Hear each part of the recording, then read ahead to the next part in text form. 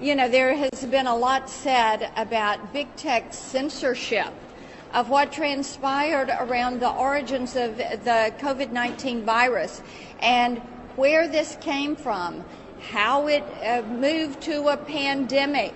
And then there's also questions about what the American people were told and the timeliness or lack thereof of what they were being told. We know that Facebook recently reversed their decision on taking down any kind of information that said it came from the lab in Wuhan, that Beijing should be held to account. YouTube had previously announced that it would censor any content that contradicted the Beijing-run and China-funded World Health Organization. The result of this quarter century has been that it has allowed a handful of internet big tech platforms to grow enormously large, enormously rich, and enormously powerful to the point where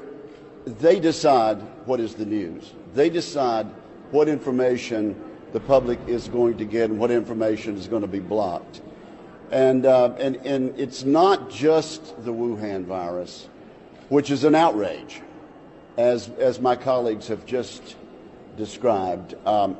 We could cite chapter and verse time and time again about these big platforms deciding what we will hear and what we can't hear. So let me just help out by saying Senator Johnson is right, and I will cite a few examples.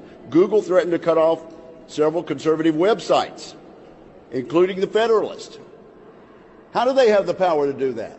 How can they justify doing that? Companies restrict or terminate conservative users' accounts and content on social media. Facebook announced it's suspending the account of a former president of the United States. That is too much power for them to decide who can and who cannot make news and be quoted.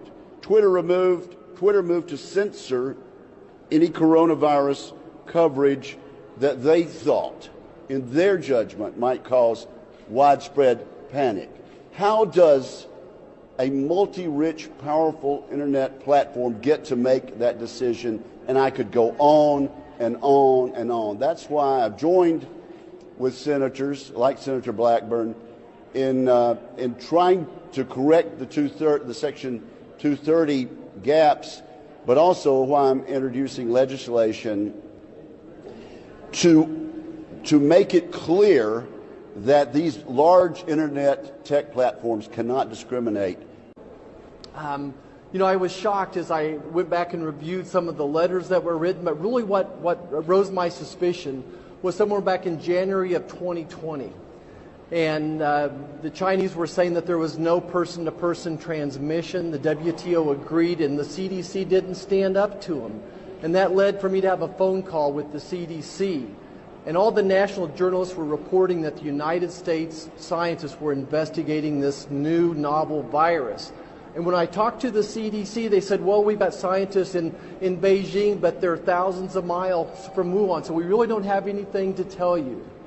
And then the next thing I see is this letter signed by a group of scientists who have ignored even the possibility that this virus could have risen from the laboratory. They totally ignored it. They threw out the scientific hypothesis that this was even feasible.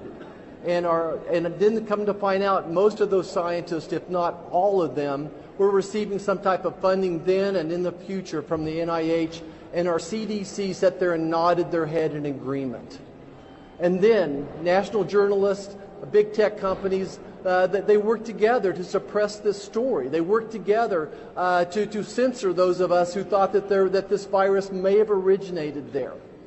And not only did they suppress, they actually shamed people who thought that this might have came from a laboratory. And then finally, we see in Dr. Fauci's emails a collusion, working with Dr. Fauci, big tech working together to suppress this story. You know, here we are, we're 17 months later. We still don't know anything much more about this virus.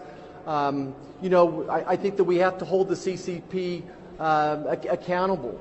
And if the United States is in any way accountable, if they helped fund laboratories that led to the development of this virus, then we need to be held accountable as well. And we need a deep dive into what viral gain of research rules look like going forward as well. You know, we're never going to get to the bottom of this unless we stop this cover-up of the Wuhan lab leak, until we stop Batgate. Thanks, Marcia.